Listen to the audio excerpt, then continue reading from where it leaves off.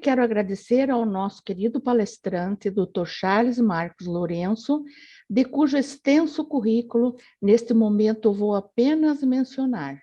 Especializado em porfirias pela Fundação Americana de Porfiria, na Universidade do Texas, em Galveston. A palavra é sua, Dr. Charles. Obrigado, senhora Ieda. Eu acho que também agradecer a senhora por todo esse envolvimento, né, no mês de conscientização das porfirias. Eu acho que fechou com chave de ouro no sábado com os pacientes, né, e hoje vamos tentar fechar com os médicos também, trazendo um pouco dos desafios e do caráter multifacetado que as porfirias agudas podem ter. É verdade. Obrigada. Para começar, vamos começar com um caso desafiador. Trata-se de uma jovem, a senhorita B, de 15 anos de idade, afrodescendente, que foi diagnosticada com esquizofrenia aproximadamente um ano atrás, quando ela foi encaminhada ao hospital psiquiátrico com um comportamento considerado bizarro há cerca de 2 dias. Nesse momento, a fala, o discurso dela estava meio frouxo, meio desconectado, a cadeia de pensamento estava não linear, e o conteúdo do pensamento dela estava marcado por queixas paranoides de que seus colegas de classe eram extraterrestres que estavam tentando tirar vantagem dela. Então, realmente era uma paranoia, digamos, com extraterrestres. E também com um pouco de perseguição, né? Um delírio persecutório. Como observado pela mãe, né, relatado pela mãe e pela professora, antes desse episódio, ela estava indo muito bem na escola e era muito ativa socialmente em diversas atividades. A senhorita B também foi hospitalizada por 9 meses antes, com sintomas parecidos, similares. Então, esse foi, digamos, o segundo surto dela, quando, naquele momento, administraram altas doses de risperidona e quetiapina. Nessa primeira vez, né, ela foi internada e usaram altas doses de antipsicóticos para ela, inclusive antipsicóticos mais modernos, né, como a quetiapina. Após 5 dias, ela teve alta, né, daquela internação prévia, e ela foi acompanhada por um psiquiatra, que foi diminuindo, né, as doses de medicamentos a ponto de retirar a risperidona e a quetiapina. Observe bem, né, isso foi durante 9 meses. É muito estranho um quadro, digamos, de esquizofrenia, digamos, típica, em 9 meses ter se resolvido. A não ser que tenha um componente orgânico, né? Então, chama um pouco a atenção isso daí.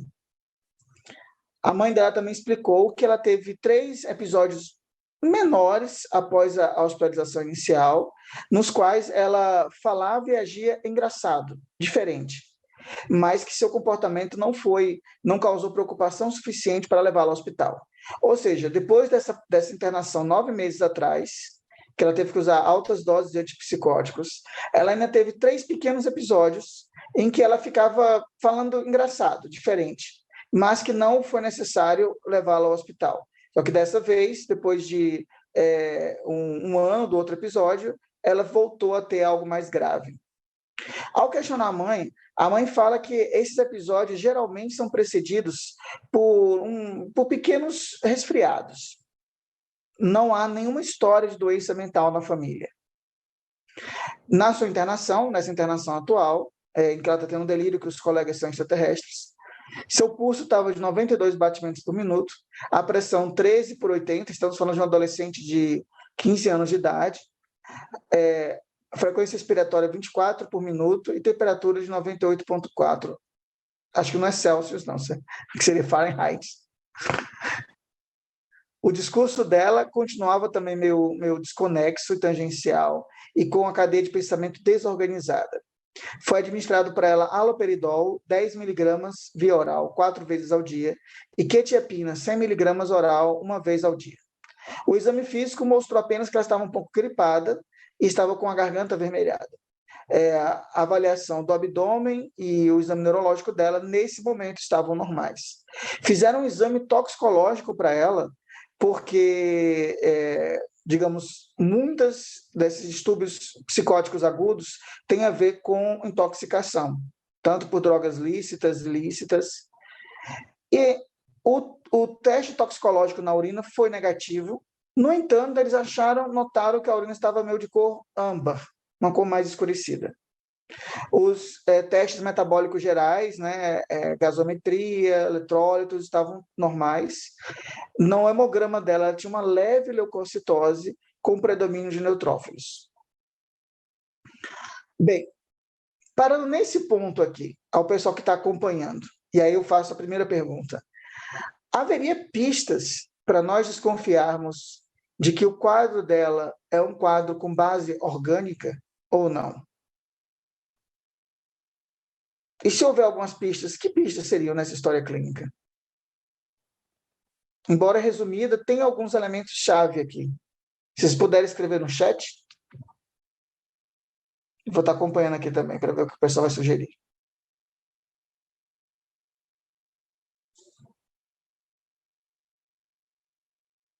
Lembrar que a mãe falou que esses episódios em que ela falava engraçado, eram precedidos sempre de algum resfriado. Um outro ponto importante é que não há histórico de doença mental na família. Não quer dizer que se houvesse histórico, estava tudo explicado. Mas é que a gente sabe que pelo menos há uma associação forte de esquizofrenia em algumas famílias.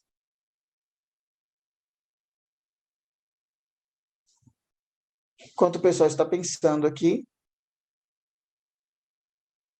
lembrar que o psiquiatra ele descontinuou a risperidona e quetiapina porque a paciente estava bem.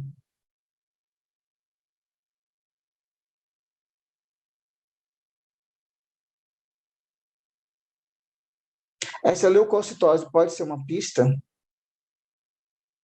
Aparentemente ela parece estar com um quadro de uma infecção de garganta, pelo menos com um quadro, digamos, um resfriado.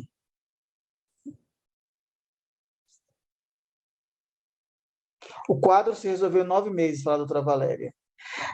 Assim, a gente sabe até que a idade dela poderia casar com o início de esquizofrenia, né? Chamam de esquizofrenia hebefrênica, né? Que eles chamam que é do adolescente. Mas é muito estranho essa resolução e com a descontinuação dos remédios tão prontamente assim. A urina âmbar, né? Podia até ser infecção urinária, mas eles fizeram um screening também urinário para infecção, né? Junto com esse painel metabólico básico, e não encontraram nada.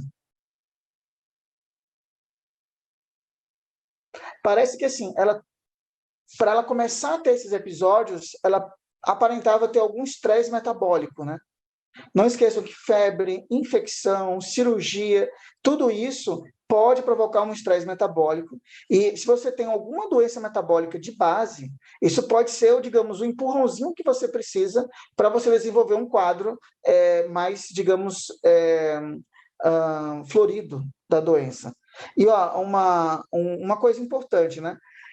Embora, óbvio, né, a gente esteja falando de porfirias, né? Isso poderia acontecer no contexto de um distúrbio do ciclo da ureia, deficiência de OTC mesmo, é uma doença ligada ao X, que na mulher, quadros de infecção, gripe, podem levar a aumento da amônia, e a amônia pode levar a sintomas psiquiátricos também, certo? Isso poderia ser um caso até de uma forma tardia de deficiência de MTHFR, que pode muitas vezes aparecer precipitada por um quadro infeccioso. Até deficiência de biotinidase na forma tardia pode, às vezes, aparecer como um quadro neurológico mais complexo. Então, assim, temos algumas pistas aqui. Para pensar em porfiria, talvez a urina fosse uma pista, a apresentação psiquiátrica aguda, né? Então, a psicose aguda, que é bem... Mas, por exemplo, isso poderia acontecer em outras doenças genéticas também. Bem, o que foi que eles chegaram à conclusão? Eu gostei desse pessoal, né, porque eles imaginaram assim, a presença de leucocitose, a história de sintomas psicóticos após uma infecção menor, né, e a natureza resistente a drogas da sua doença. No momento que ela está tendo sintomas, ela tem que usar altas doses de antipsicóticos. E depois você pode continuar. Ou seja, é estranho isso, né? você tem que usar no momento agudo altas doses e depois você tem que conseguir baixar sem problema nenhum e até descontinuar. Então, em virtude disso, o diagnóstico prévio de esquizofrenia foi reavaliado. E eles acabaram chegando à conclusão que o quadro psicótico dela era provavelmente de causa orgânica, ou seja, devido a uma condição médica de base dela. A história da cor âmbar, né, e o antecedente de uma infecção de trato aéreo fizeram aumentar a suspeita de um ataque de porfiria, uma crise porfírica. Claro, eu acho que não só de crise porfírica, o que você teria que fazer mais nessa paciente também? Dosar amônia, dosar aminoácidos nela, pedir ácidos orgânicos na urina e dosar homocisteína. Então, acho que a investigação básica aqui, além, claro, de pensar em porfiria, que também casa perfeitamente, certo? Você tinha que pensar em todas as doenças metabólicas genéticas que podem dar surtos psicóticos. Então, você tem defeitos de ciclo da ureia, defeitos da homocisteína e também, alguns casos, defeitos envolvendo ácidos orgânicos e biotinidase. E aí você tem que pedir ácidos orgânicos urinários também. Felizmente, eles caíram na doença correta e pediram o ALA e o PBG, que são os diagnósticos, exames marcadores para diagnosticar uma crise de porfiria aguda, e observaram na urina de 24 horas valores bem aumentados. O ALA deu 15,7 e o PBG deu 6,4. Eles reviram os medicamentos dela, incluindo o haloperidol e a quetiapina, ou seja, o próprio haloperidol e a quetiapina poderiam estar sendo agentes porfirinogênicos, e talvez, em vez de controlar a crise dela, estariam piorando a crise dela. Por isso que, na realidade, ela acaba melhorando quando cessa o uso da quetiapina.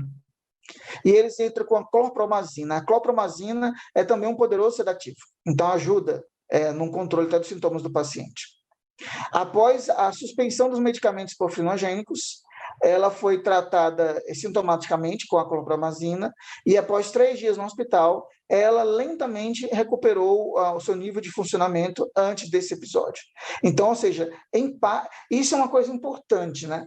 Toda vez que você tem uma psicose resistente a múltiplas drogas, isso pode sugerir uma causa orgânica, inclusive uma causa genética também. Então, uma boa parte dos erros inatos do metabolismo, eles podem ter apresentações mais atípicas, né, ou tardias, na forma de sintomas psiquiátricos. Muitas vezes, sintomas psiquiátricos podem permanecer isolados por anos antes do sintoma mais orgânico aparecer. Por exemplo, se essa garota tivesse aparecido com perda de movimentos, com uma dor abdominal mais intensa, certamente alguém teria pensado em porfiria mais cedo. Mas como a apresentação inicial foi dominada pelo quadro psiquiátrico, eles não ligaram isso e ela passou 1 ano, digamos, sendo tratada como se fosse uma paciente com esquizofrenia.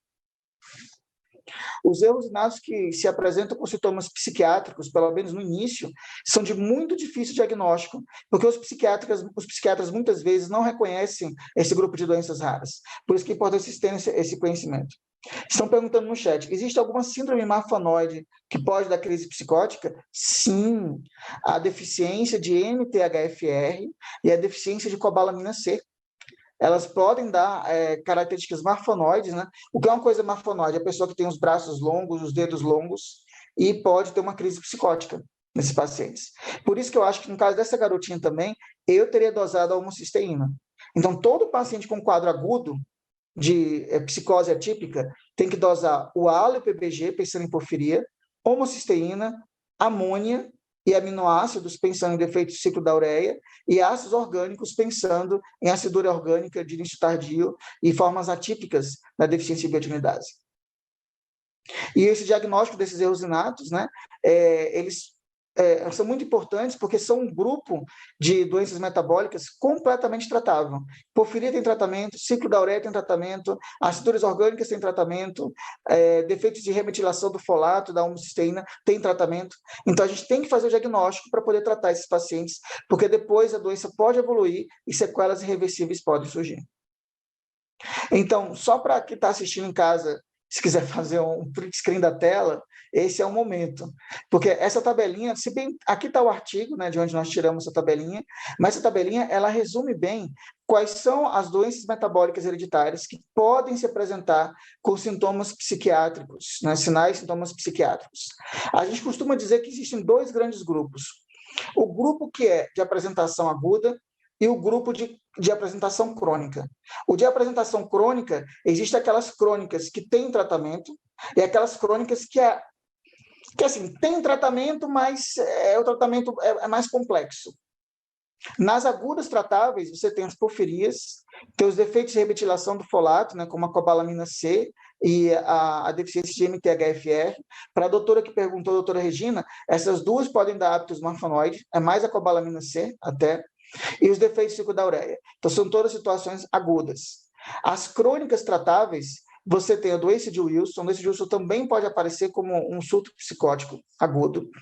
A doença de Niemann-Pick tipo C, só que, às vezes, a Niemann-Pick tipo C já tem alguns sintomas antes de dificuldade de aprendizado.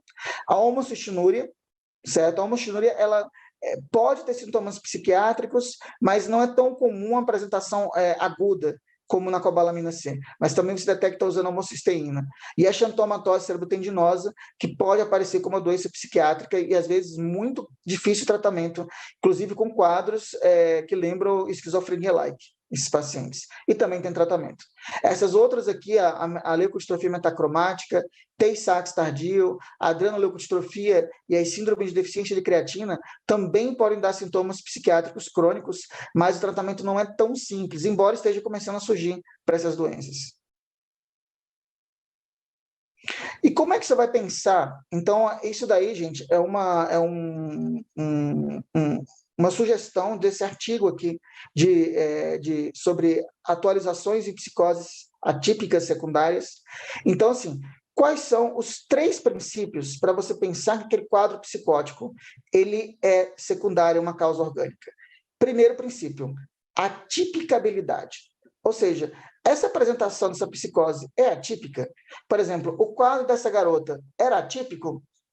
Era, né? Ele aparecia após infecções, depois ela melhorava a ponto de não precisar aquelas doses cavalares de antipsicótico, então é um pouco atípico, né? Temporalidade. Havia alguma condição médica ou uso de substância que está temporalmente relacionado com o início da psicose? Na realidade, havia as infecções dela, e, curiosamente, quando ela começava usando os antipsicóticos, ela parecia que piorava e eles tinham que aumentar as doses gradativamente, porque o próprio antipsicótico era porfirinogênico. E terceiro, explicabilidade. Essa psicose, ela pode ser explicada por um distúrbio psicótico primário ou é uma outra doença mental, né? Então, esse é um ponto muito importante. É para você procurar as raízes da explicação. Se você não consegue encontrar, é importante que você levante isso como uma possibilidade de ter uma causa secundária. Como é o follow-up dessa paciente? 12 meses depois dessa segunda internação, ela estava indo muito bem, agora já com diagnóstico de porfiria aguda, na escola, ela estava indo bem com suas atividades extracurriculares. Ela mantinha suas consultas regulares com o hematologista e com o psiquiatra, e ambos discutiam estratégias para evitar fatores de gatilho para os ataques porfíricos, inclusive a contracepção oral, porque ela ia usar contraceptivo. É bom lembrar que em algumas mulheres, especialmente mulheres jovens, as crises podem ser cíclicas, tendo uma correlação com o ciclo menstrual. O uso de álcool pode ser um fator que dispara, inclusive tem vários relatos de caso do uso de álcool provocando crises porfíricas, inclusive com sintomas psiquiátricos. E uma coisa muito importante, né? Não só porfiria, o uso do álcool também pode fazer disparar distúrbios do ciclo da ureia, pode aumentar a amônia, inclusive levando até ao coma do paciente. E uma dieta rica em carboidratos, porque o jejum prolongado ou restrição de carboidratos podem fazer você ativar a primeira enzima do ciclo da porfiria, e aí você começar a acumular os metabólitos porfirinogênicos. Foram sugerido que os membros familiares fossem testados para a doença, né? Mas eles não quiseram ser testados. Isso não é uma coisa tão incomum, não, viu? Muitas vezes a gente diagnostica uma pessoa na família e outros familiares não querem ou têm medo de serem testados.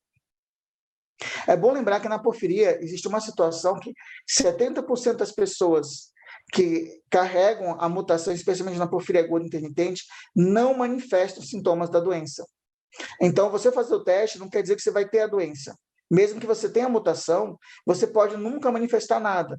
Mas é importante saber que você tem aquela mutação, ou não, né? Mas se você tiver a mutação, para saber que cuidados você deve ter, né? Como, por exemplo, evitar álcool, evitar jejuns prolongados ou dietas que façam cortar muito carboidrato, para, digamos, prevenir uma crise porfírica na vida da pessoa.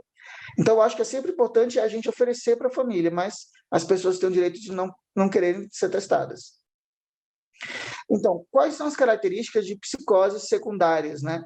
Então, a idade de início. Em geral, elas são ou muito tardias ou muito precoces e de caráter agudo. Elas têm um componente importante de confusão e desorientação. As psicoses primárias, em geral, a linha de pensamento não é tão confusa ou tão desorientada como era o caso dela. E isso é muito comum, por exemplo, em doenças que causam intoxicação, como também os distúrbios do ciclo da ureia. Pode levar a sintomas de desorientação, confusão. Catatonia. A catatonia pode estar presente. Inclusive, um dos exemplos maiores é a doença de Wilson. A doença de Wilson pode abrir como estado catatônico. A catatonia, até que se prove o contrário, deve ter uma causa orgânica. A alucinação visual, né? E alucinações táteis e olfatórias. Isso é importante. A alucinação visual, a alucinação tátil e olfatória, elas estão num domínio que sugere muito uma psicose orgânica secundária, enquanto que as alucinações auditivas, elas são as alucinações mais comuns, digamos, de quadros de psicose primária. Isso é muito importante porque, inclusive, tem muita alucinação olfatória que pode preceder uma crise convulsiva, por exemplo. Então, isso é muito importante. Então, se o paciente tem alucinações auditivas, mas acompanhada também de visuais, táteis, olfatórias, isso sugere bastante que haja uma causa orgânica para o quadro daquele paciente. E alucinações multimodais, né? Ou seja, por exemplo, alucinações que sejam visuais e táteis ao mesmo tempo.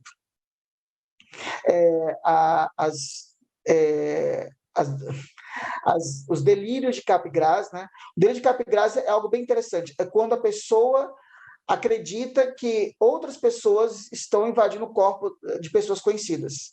Então, ele imagina que, por exemplo, os seus vizinhos, sua mãe, seu pai, seus filhos, na realidade, têm impostores usando o corpo deles. Então, podia até ser o caso dessa garota, né, em que ela achava que os colegas dela eram, na realidade, extraterrestres disfarçados, tentando abduzi-la. Então, ele chama isso de delírio de Capgras. Isso daí também, curiosamente, indica muito transtorno orgânico. A resistência a tratamento antipsicótico, e quando você usa antipsicóticos, o quadro paradoxalmente piora, o que força você a fazer uma troca de antipsicóticos ou a combinação de vários. Isso quando você tem uma psicose muito refratária, muito fármaco-resistente, pode ser uma pista para você pensar também numa causa orgânica. Quando você tem oscilações, períodos que a pessoa fica muito bem, períodos que ela fica muito mal, exatamente como essa garota. Isso acontece muito em doença metabólica genética, né? Então, por exemplo, pacientes com distúrbio do ciclo da ureia, quando a amônia está alta, ele fica confuso, ele fica atrapalhado, ele pode ter alucinação. Quando a homocisteína está muito alta, pode acontecer a mesma coisa em alguns pacientes. Então, essas oscilações evolutivas sugerem também um quadro orgânico. E isso é importante, o declínio cognitivo progressivo. Embora muitas psicoses primárias, até no caso de esquizofrenia mesmo, haja uma queda cognitiva ao longo do tempo, é uma queda muito lenta, enquanto que nessas doenças metabólicas, especialmente nessas com um componente crônico, como Niemann-Pick, Tay-Sachs, a forma tardia da adrenoleucodistrofia, isso tudo vai levando a um declínio cognitivo progressivo no paciente e geralmente até rápido. E a gente, já que o diagnóstico dela acabou sendo porfiria, vamos focar aqui para mostrar o seguinte: nós temos 4 porfirias agudas. Dessas 4 agudas, temos 3 dominantes, e a mais comum é a aguda, a porfiria intermitente aguda. a coproporfiria hereditária e a variegada, e a porfiria alade, né, que é a única porfiria aguda recessiva, mas também, gente, é uma das mais raras, com menos de 10 casos no mundo. Então, a maior parte dos casos de porfiria aguda vão ser dominantes, e a maior parte são mutações herdadas, mesmo que não haja história familiar. Esse é um ponto muito importante, porque muitas pessoas têm a ideia de que sempre vai ter uma história familiar na porfiria aguda. Por quê? Porque a maior parte dos casos são doenças dominantes, são gerações afetadas. Só que você pode ter gerações em que ninguém teve sintoma. Lembra, os 70% nunca manifestam nada. E aquela paciente que está na sua frente pode ser o seu primeiro paciente sintomático da família. Isso é muito importante porque história familiar negativa não exclui porfiria aguda. E lembrando que ainda existe uma porfiria aguda que é recessiva, então não vai ter mesmo história familiar, só se for na mesma geração.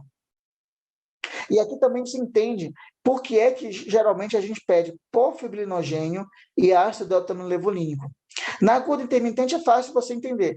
Como está deficiente essa enzima aqui, a porfibrinogênio deaminase, você acaba acumulando o porfibrinogênio e retroativamente você acaba acumulando também o ácido delta-aminolevolínico. Esses dois são neurotóxicos e responsáveis pelos principais sintomas da doença. No entanto, a variegada e a coproporfiria hereditária, apesar de estarem mais abaixo aqui no ciclo da porfiria, quando elas acumulam esses metabólitos, eles também acabam inibindo a porfibrinogênio deaminase e, consequentemente, aumentam também o porfibrinogênio e o delta-aminolevolínico. É por isso que a gente elege esses dois metabólitos como os melhores metabólitos para a porfiria aguda.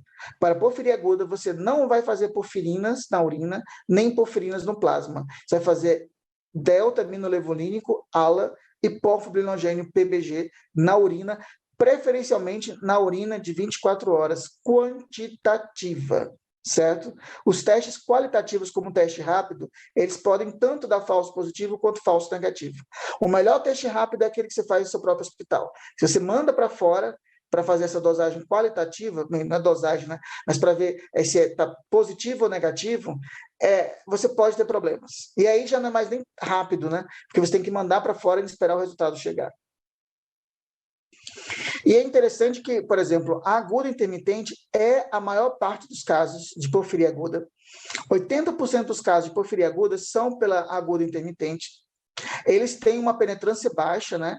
E você é a única das 4 em que o teste enzimático ele acaba sendo mais fácil de fazer que a dosagem da porfibrinogênio deaminase. Eu digo mais fácil de fazer, mas não quer dizer que é mais acessível, certo? Então, no Brasil, nós não temos acesso a esse teste no momento. Temos que mandar para fora do país.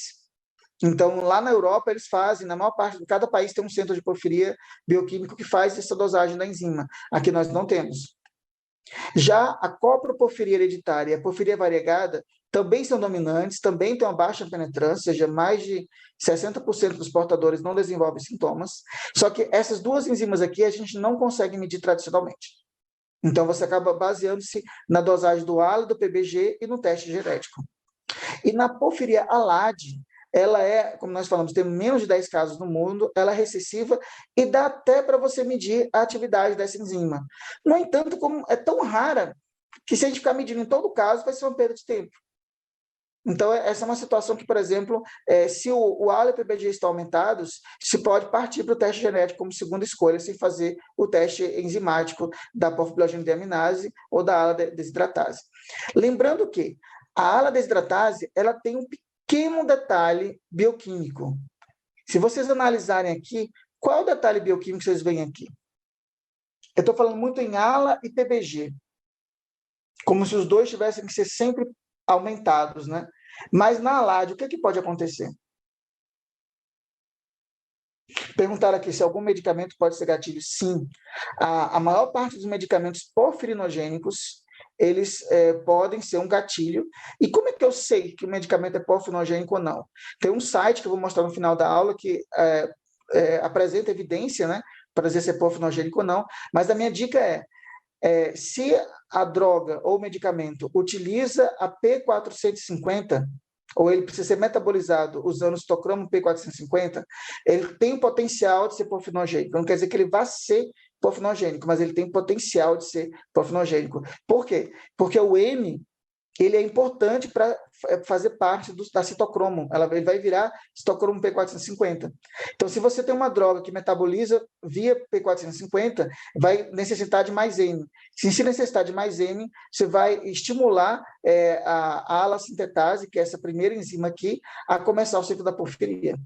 Então, toda droga que precisa ser metabolizada pela P450 potencialmente pode ser porfinogênica. Algumas, na realidade, não são.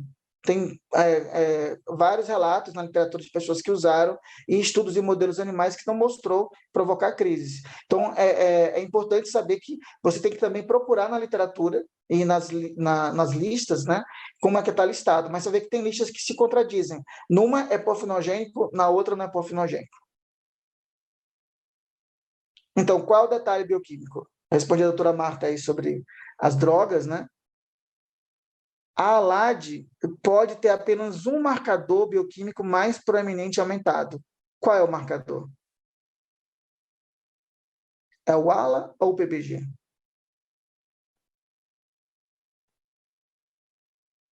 Lembrando que as porfirias são doenças por deficiência da enzima. Então, se essa enzima está deficiente, você acumula a substância que deveria ser metabolizada, né? Ou seja, o substrato, ele acumula. Então, na gula intermitente, acumula porfirinogênio, e ele acumulando, ele acaba levando também ao acúmulo do delta-amilolevolínico. Ele provoca até um switch na reação. E o que acontece com a ALAD? A ALAD, ela é a ala desidratase, né? Então, ela vai transformar o delta-amilolevolínico em porfobilinogênio. Então, se essa enzima está deficiente, em tese, você não sintetizaria porfobilogênio, você teria um aumento muito importante do delta-amilolevolínico. E, na prática, esses pacientes com ALAD, eles, em geral, têm níveis muito elevados de ALA, mas podem ter níveis normais de PBG, de porfobilogênio. Mas existem pacientes com ALAD que ainda têm o porfobilogênio aumentado, através de uma outra via. Então, ainda assim, é importante em todo paciente com porfiria aguda dosar porfobilogênio e delta-amilolevolínico, porque aí você não perderia nenhuma das 4 formas de porfiria aguda. Alguém fez mais alguma pergunta? Não. Vamos agora para outro caso. O senhor OM é um homem de 32 anos. 4 anos antes da sua internação, ele desenvolveu um interesse muito grande em religião, né? E se tornou um judeu ortodoxo. Nossa, 32 anos. Ele vem trabalhando numa empresa de software, né, dando suporte técnico, ou seja, como se fosse um engenheiro de software, nos últimos anos. Além de ter um quadro de uma hipertensão de causa desconhecida desde a idade de 22 anos, né? Isso é interessante. Ele não é obeso, e ele foi considerado sempre saudável, sem nenhuma história psiquiátrica, mas ele tem uma hipertensão de causa obscura. Não há histórico psiquiátrico na sua família. Aos 32 anos, ele foi admitido com um quadro de psicose aguda súbita, que durou 3 dias. O seu exame do estado mental mostrou que ele tinha delírios de perseguição, como também ilusões, essa para mim foi ótima, delírios erotomaníacos direcionados a uma garota que ele conheceu no passado. Então, ele tinha delírios eróticos com a garota também. Isso, para um judeu ortodoxo, né, era algo bem diferente. Ele dizia que estava sentindo, que estava sentindo o pensamento da garota sendo televisionado para o seu cérebro. Olha a coisa, né? Então, ele sentia que o pensamento da garota estava sendo lançado no cérebro dele. E ele também tinha alucinações visuais e auditivas dela. E nesse momento, desse surto psicótico, ele estava muito violento e imprevisível. A família refere que, antes disso, ele tinha tomado sulfonamidas 10 dias antes dessa internação, porque ele estava com quadro de uretrite. Ele usou sulfonamida. Quem puder aí, já dá uma checada se sulfonamida é porfinogênico ou não. Para variar, as sulfonamidas provocaram um racho cutâneo no braço esquerdo dele, no rosto e no pênis, né? Coitado, ainda teve ainda intoxicação pela sulfonamida. Ele negou o uso de narcóticos, de álcool, que é até coerente, porque ele é um judeu ortodoxo, né? Ele se converteu. No exame físico, o exame físico dele neurológico estava normal, excetuando a hipertensão. Os exames laboratoriais básicos, né, e os testes binários para drogas ilícitas foi negativo também. Ele fez uma tomografia de cabeça 3 meses antes, porque ele estava com muita dor de cabeça, mas que foi normal. E naquele momento agudo, ele foi tratado com Fernegan intramuscular até 15 miligramas ao dia, e depois com oral até 24 miligramas ao dia. 2 semanas depois, trocaram por risperidona, usando 4 miligramas ao dia. Olha, 4 miligramas ao dia de risperidona até que é uma dosagem. Tem criança que não faz nada isso, né? Mas para um adulto pode deixar o adulto bem dopado, né? Ele trocou da fenazida, da perfenazida, para risperidona, porque teve sintomas extrapiramidais. Uma semana após a sua internação, os delírios erotomaníacos e as alucinações visuais e auditivas desapareceram. E ele acabou tendo alta. A pergunta que eu faço é: quais são as pistas nessa história que a gente poderia seguir os 3 princípios de que é uma psicose orgânica, atípica? Primeiro princípio, atipicabilidade. A apresentação dessa psicose foi atípica? O que vocês acham?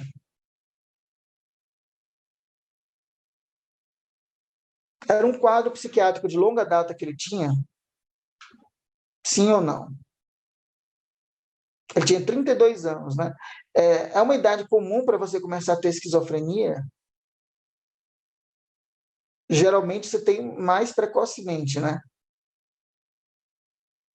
Os quadros de esquizofrenia, as psicoses começam muito na adolescência, final da adolescência, no adulto jovem.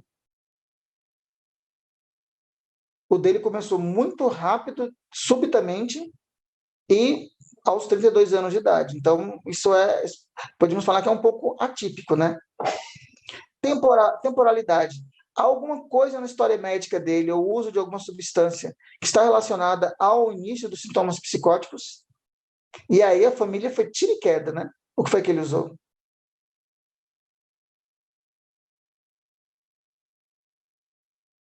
Dona Thelma já deu a opinião assim, muito atípico mesmo.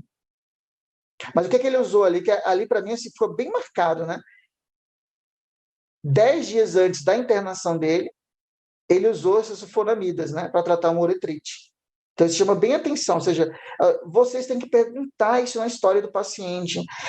Tá bom, o paciente não está informando direito, né? Então, pergunta à família, ele tomou alguma coisa, ele usou algum remédio, ele teve alguma infecção, você tem que buscar isso daí. Tem que fazer perguntas ativas. Ele não tomou nada, um xarope, tem que procurar. Às vezes, uma coisa que pareça bem benigna, ela pode ter sido o gatilho. E terceiro ponto, explicabilidade. Essa psicose pode ser explicada por um transtorno primário, mas ele não tinha nada antes. Mas ele se converteu para o judaísmo na idade mais tardia, mas ele estava indo muito bem, obrigado. E não havia nenhuma outra história de deficiência intelectual, inclusive ele era um engenheiro de software, né? Então ele não tinha outros problemas nem de emprego, ou seja, não era usuário não era alcoólatra, ou usuário de outro tipo de drogas que pudesse ser uma condição psiquiátrica pré-existente. Então a gente tem que pensar numa causa orgânica mesmo. Então, era atípico? Sim. E ele ainda tinha esses sintomas de alucinações auditivas e visuais, né? E essa ideia de que o pensamento da garota estava sendo televisionado para a cabeça dele. E apesar dele não ter nenhuma queixa física, né, ele usou sulfonamidas alguns dias antes do ataque psicótico. Então, e a gente sabe, eu pedi para o pessoal pesquisar, as sulfonamidas, elas são porfirinogênicas. Elas são porfirinogênicas também porque elas consomem M, né? E ele tinha alguma outra explicação? Não, ele era uma pessoa saudável, não havia história psiquiátrica na família. Agora, eu suspeito que essa hipertensão que ele tem desde os 22 anos, já era uma manifestação da porfiria, porque a gente sabe que muitos pacientes com porfiria aguda, eles desenvolvem hipertensão, inclusive com insuficiência renal crônica. A gente sempre recomenda hoje, todo paciente com porfiria aguda, após uma crise, ter a função renal monitorizada. 3 semanas após a internação, 3 semanas, né? O CROM teve alta, com instruções de continuar usando a risperidona 4 mg ao dia. 2 semanas após a resolução dos sintomas, suas urinas, fezes e sangue foram coletadas para porfirias, as 4 porfirias agudas, né? Na época, eles não faziam teste genético, então fizeram o teste bioquímico. Eles encontraram aumento do ALA e do PBG e uma diminuição da enzima PBG-deaminase. Então, isso aqui era basicamente compatível com porfiria aguda intermitente. No Brasil, por exemplo, a gente teria feito o teste urinário para dosar o ALA e PBG quantitativo e coletado sangue para fazer o teste genético. O teste enzimático para a gente não é fácil, tem que mandar para fora do país. Então, hoje está mais fácil fazer o teste genético acompanhado da coleta dos testes urinários do paciente.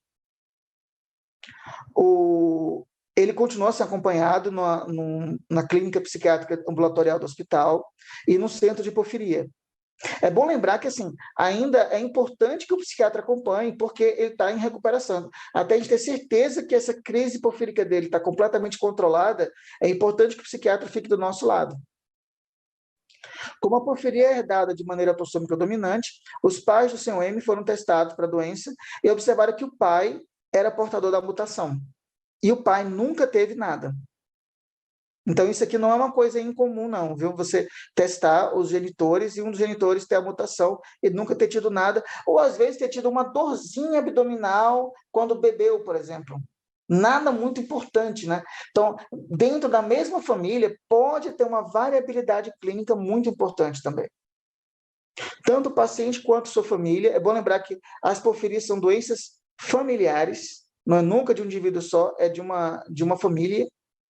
Receberam aconselhamento, então, ao contrário da família da outra menina, que ninguém quis testar, aqui o pessoal foi testado, e eles foram orientados quanto à maneira de prevenir outros ataques. Nos meses seguintes, o CROM teve remissão completa do quadro psiquiátrico, não teve mais nenhum sintoma, e a risperidona foi diminuída progressivamente, até ele receber 1 mg por semana. Ele não teve mais nenhum sintoma psicótico e estava de novo trabalhando em sua profissão. Então, isso é bem interessante, né? Eles alertaram sobre o que pode provocar, então ficaram alerta a medicamentos e outros fatores, e ele não voltou a ter mais esses sintomas psicóticos. Só que 10 meses depois, ele teve um novo ataque psicótico. Cantamos vitória antes do tempo, né? Ele teve um novo ataque psicótico que começou de maneira súbita alguns dias passados. Os pais referiram que antes desse ataque agudo, ele decidiu se casar e estava começando um novo trabalho que o deixou muito estressado. Não havia, dessa vez, nenhuma história de uso ou ingesta de drogas porfirinogênicas. Eles dosaram de novo o ALA e o PBG, e eles estavam aumentados, né? E dosaram a enzima de novo, mas dosar a enzima de novo não ia mudar nada, a enzima ia continuar do mesmo jeito. Mas o ALA e o PBG estavam aumentados. A minha pergunta é, será que o ALA e o PBG normalizaram completamente? Ele continuou judeu? Continuou. Tanto é que esse casamento aí, ele ia casar na igreja ortodoxa. Por isso que ele ficou bem estressado também. O ALA e o PBG dele estavam aumentados. A minha pergunta é, será que eles normalizaram em algum momento? Um dos problemas que a gente tem, e é um conselho que eu faço para os médicos, é o seguinte: não colete o ALA e o PBG só no momento da crise. No momento da crise, o ALA e o PBG é fundamental para você fechar ou, digamos, fazer a suspeita bioquímica de porfiria aguda. Mas você tem que dosar o ALA e o PBG em mais de uma situação para ver se os valores estão caindo. Porque, às vezes, o paciente tem uma remissão clínica dos sintomas, mas, bioquimicamente, o ALA e o PBG continuam altos. Isso quer dizer o quê? Que qualquer situação que demande um pouco mais de M, Talvez até mesmo isso dele ter ficado estressado, ele não deve ter comido direito, ele não, digamos, estava num estado metabólico mais, digamos, intenso. Isso pode ter sido suficiente, considerando que ele já tem um ALA e PBG cronicamente aumentados, para provocar uma nova crise. Então, acho que a gente só deve considerar que o paciente teve uma remissão completa da porfiria quando não só os sintomas desaparecem, mas quando o ALA e o PBG também normalizam. Porque existem pacientes que têm cronicamente o ALA e o PBG elevados e que podem não só ter uma crise, mas várias crises de repetição e tornar a vida dele, digamos, um verdadeiro inferno. Certo? São pacientes que têm crises recorrentes crônicas de porfiria aguda. Certo? Apesar de não ser porfiria aguda, ele tem crise crônica, ele tem crise de repetição. São pacientes que o ALA e o PBG, ou eles normalizam apenas por um breve período e voltam a aumentar de novo, ou eles nunca normalizam. Assim, diminuem do que estavam no auge da crise, mas ainda continuam elevados. Ou seja, ele está no estado ainda digamos, exacerbação de sintomas. Ele voltou a usar risperidona para 3 miligramas ao dia. Após 3 dias, os sintomas desapareceram e ele teve alta de novo. No ano passado, desde sua alta, o Sr. M, ele voltou a trabalhar na sua profissão e não mostrou mais ter nenhum sintoma psiquiátrico. Ele continua seu acompanhamento na clínica psiquiátrica. Não ficou claro para mim se esse ALA e PBG normalizaram de novo, certo? Eu acho que essa era uma situação, por exemplo, apesar do paciente não estar grave do ponto de vista com perda motora, com paralisia flácida, esse é um paciente que pode voltar a ter novas crises se a gente não normalizar o ALA e PBG. Essa é uma situação que talvez fosse interessante usar o tratamento específico, né, com a hematina, e muitas vezes, se mesmo com a hematina, o ALA e PBG, eles não normalizam, considerar também o uso do Givosiran como uma terapia para pacientes com crises recorrentes. Porque eu acho que esse paciente... É que, assim, o artigo para aqui, mas eu ainda acho que ele vai ter novas crises, se a gente não normalizar esse ALA e PBG dele. Olha aqui, ó. Veja, ó, o primeiro mês, segundo mês, terceiro mês. Então, repare, ó, estava bem alto na primeira crise, o ALA, cai um pouquinho, e na segunda crise ele volta a aumentar. O PBG urinário, ó, estava alto, ele cai, mas veja que mesmo caindo, né, quando ele fica bem, na realidade, ainda está alto. Ambos ainda estão altos. A enzima não muda muita coisa, então a enzima não vai... Mas aqui está a minha preocupação. E veja que volta a aumentar no patamar, o ALA, patamar até superior ao que era comparado com a primeira crise dele. Então, essa é uma situação que a gente deve ficar alerta, porque esse paciente não normalizou. Ele teve uma remissão do quadro psicótico, mas ele não teve uma remissão bioquímica. Então, é uma situação que você deve tratar com a terapia específica. Pode também ter as duas condições. Não entendi por que as duas condições.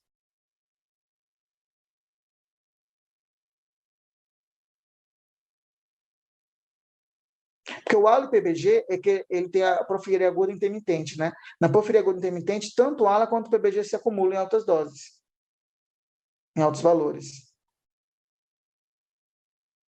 Você está falando que se ele tem uma doença psiquiátrica de base, mas é que tá, essa doença psiquiátrica dele só piora em determinados momentos. Então, ela certamente está conectada com o aumento do ALA e do PBG. Então, só para deixar bem claro, né?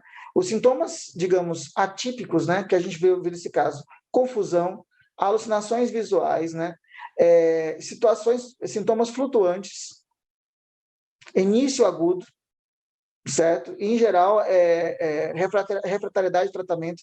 Esses aqui são considerados sintomas de primeira linha e de segunda linha para sugerir que é um quadro de causa orgânica. Também está nesse artigo aqui, bem interessante, se puderem pegar esse artigo. Se não, faça o print screen dessa tela aqui, porque ela ajuda você a lembrar quais são os sintomas. A combinação dos sintomas de primeira linha e de segunda linha sugere que é um quadro orgânico mesmo. Dele ter uma doença psiquiátrica porfírica, mas é que está. A doença psiquiátrica dele só aparecia quando o ALA e o PBG aumentavam. Muito. Então, não, eu acho que ele, na realidade, o quadro psiquiátrico dele é da porfiria, só que a porfiria não está completamente, digamos, sob controle. Porque o ALA e o PBG dele continuam aumentados. Então, era até importante, né, nesse caso, a gente vê muitas situações assim, muitos pacientes que, após a crise, não tem mais ALA e PBG dosados, o que é um erro. Tem-se que dosar durante a crise, para poder fazer o diagnóstico, indicar a terapia, mas também após a crise, para ver como o óleo PBG está se comportando. Porque alguns pacientes, o óleo PBG pode voltar a aumentar rapidamente, e isso levar a sintomas neurológicos no paciente. Então, qual é a sugestão quando você tem um paciente com um quadro psicótico agudo, né? Claro, fazer o exame físico, mini-mental dele, pedir hemograma, pedir um perfil metabólico básico com função renal, hepática, eletrólitos, níveis de glicose, tireoide, a gente tem quadros de psicose associado com tireoidite, teste toxicológico, né? A amônia deve ser sempre incluída, infelizmente ela não é incluída. Então, fale com seus amigos, atendo tanta criança com alucinação, a criança com alucinação visual tem que fazer esse protocolo aí, doutora Marta, certo? Especialmente amônia, homocisteína, além desses, né? Amônia, homocisteína, aminoácidos e ácidos orgânicos. Cálcio, albumina, paratireoide, CPK, lipidograma. Isso aqui é bioquímica básica, né? A homocisteína, se possível, homocisteína com B12 e folato, é o perfeito. A niacina não precisa dosar. A niacina é rara, é mais uma deficiência nutricional. Nos adultos é interessante a HIV, VDRL e, importante, anticorpos anti-NMDA. Os anticorpos anti-NMDA, eles podem aparecer também como uma psicose aguda e é tratável, até porque muitos desses quadros, muitas vezes, têm relação com teratoma ovariano na mulher. Sempre que possível, avalie os movimentos oculares, porque, por exemplo, doença de Wilson, Niemann-Pick-C, Tay-Sachs afeta os movimentos oculares. Observe se esses sintomas aparecem após uma cirurgia, uso de medicamento, jejum, terapia hormonal. É bom lembrar que, por exemplo, mulheres que começam a utilizar contraceptivos com alta dosagem de estrógenos podem ter crises porfíricas, febre, infecção, e observar sempre se há dor abdominal, se o paciente não falar espontaneamente. Nesses casos aí, você viu que ninguém falou muito de dor abdominal. Afinal, os pacientes tinham ou não tinham? Eles tinham, mas a dor abdominal não chamou a atenção dos médicos, porque o quadro psiquiátrico dominou a apresentação. Mas, mesmo assim, você pode ter o quadro psiquiátrico sem ter dor abdominal. A dor abdominal é muito comum, é mais de 80% dos pacientes com porfiria, mas não é 100%. Então, só para lembrar, né, os anticorpos anti-NMDA podem ser uma causa de encefalite com episódio psicótico agudo em mulheres jovens, e muitas vezes lembra muito a apresentação que a gente tem da porfiria aguda, certo? Então, sempre lembrar disso. Em criança, pode aparecer como quadro psicótico, mas é mais raro. Em criança é mais comum se apresentar como um quadro de distúrbio de movimento, os anticorpos anti-NMDA. Mas existem casos que podem também se apresentar como um distúrbio psiquiátrico na criança, especialmente se é menino. Repare, eles têm catatonia, quadro psicótico, insônia. Então, assim, lembram elementos, desautonomia, crise convulsiva, que você pode também ter nas crises de porfiria. Então, pode mimetizar muito uma crise de porfiria. E uma coisa importante, né? Psicose também pós-parto por uma autoimunoencefalite também pode acontecer, porque isso é um diagnóstico importante de porfiria aguda, porque existem quadros de porfiria aguda intermitente que podem aparecer na mulher após a primeira ou a segunda gestação, porque é um momento que muda muito o arcabouço hormonal da mulher.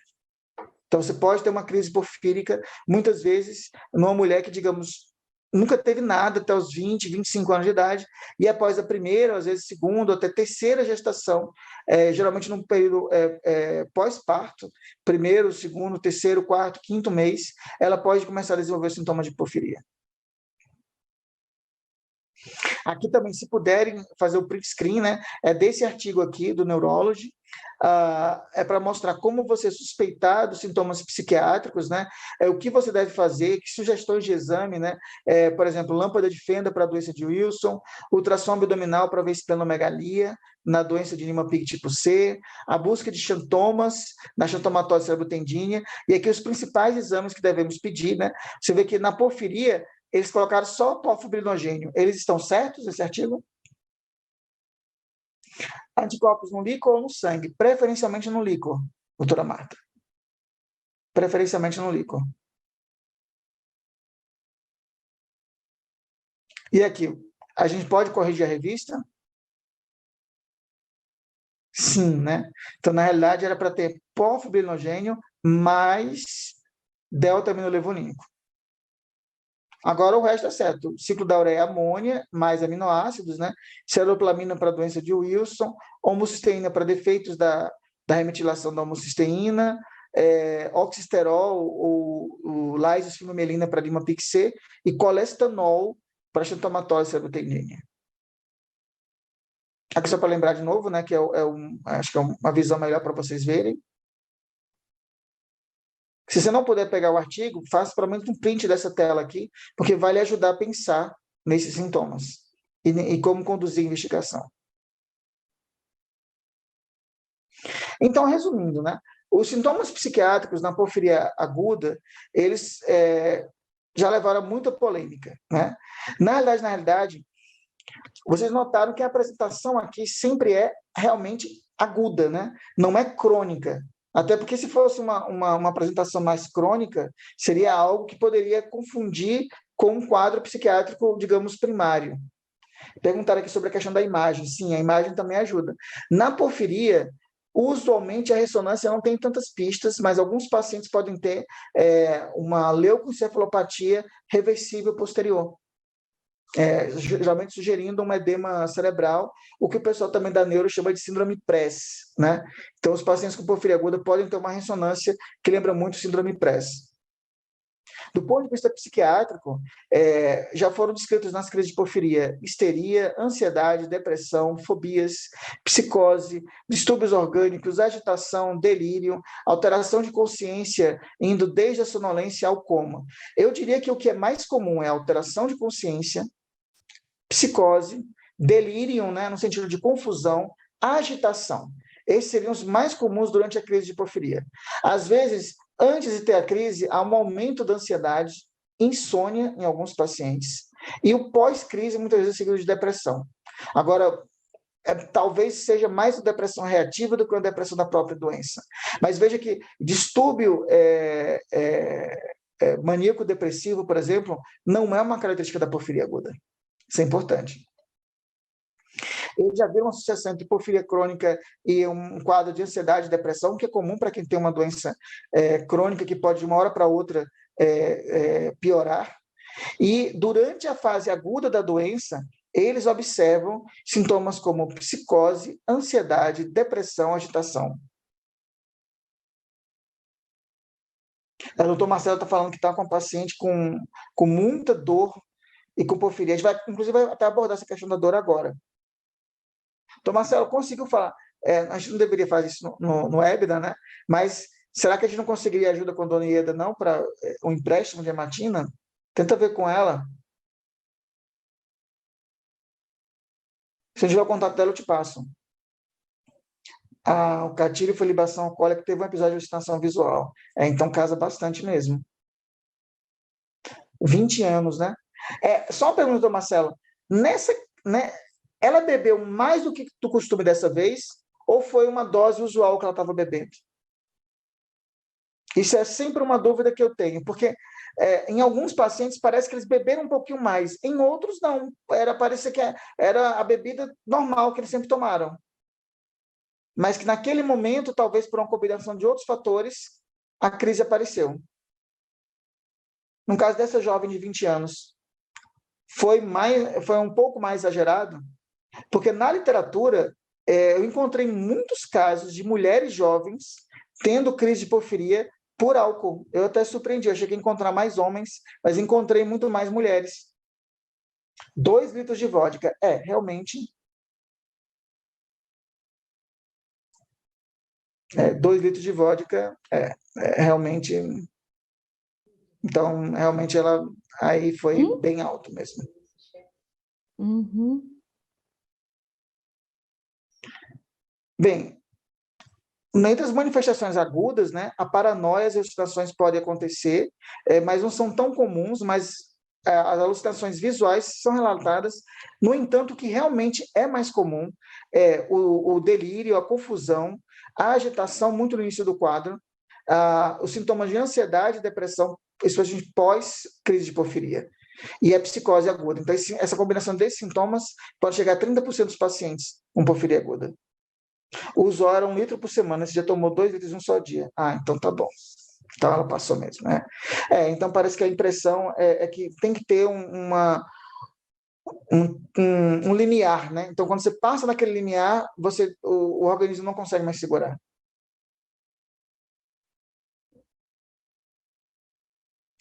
A enfermeira Marina fala de um quadro de uma paciente que utilizou 12 frascos de amina sem melhorar do quadro. É muito importante como é que estão os níveis de ALA e PBG dela. Eles não melhoraram ou não caíram nem um pouco com a hematina. Eles foram usar, porque é uma coisa que é muito importante, gente. É importante usar a hematina, preferencialmente em um bloco, né? Então, você vai usando o mínimo de um ciclo que a gente fala são 3 a 4 ampolas, ou seja, 3 a 4 dias, é uma ampola por dia. Agora, alguns pacientes podem precisar até de 12, 20. A gente tem um paciente que teve que usar 26 ampolas.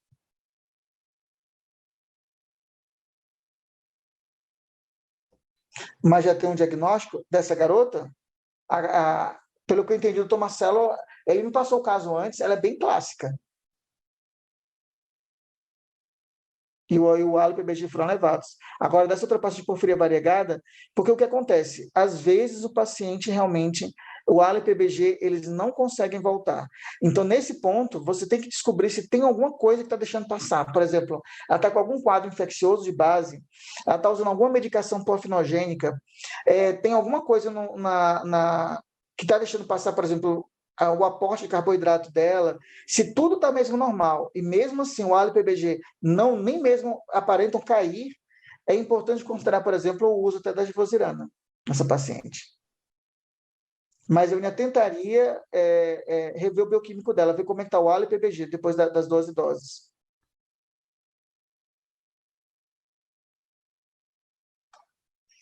Mais um caso.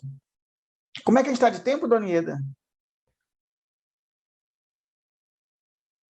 A gente está passando Doutor Charles, a gente está às 21h11, né? Nossa. Mas, como eu disse para você, se você não estiver muito cansado, a gente ainda pode estender até às 10 horas, por aí. Vamos. Porque eu já estou respondendo as perguntas do pessoal. A dosagem é feita antes ou após? Os dois. Você tem que fazer antes de começar e depois, geralmente, depois que termina 4 dias, pelo menos, que você faz a última dose da hematina, você dosa de novo o óleo PBG. Porque você tem que comparar o antes e o depois. Geralmente, o PBG ele cai muito rápido e logo depois o ALA cai. Então, se isso não está acontecendo, é para estar numa crise muito refratária.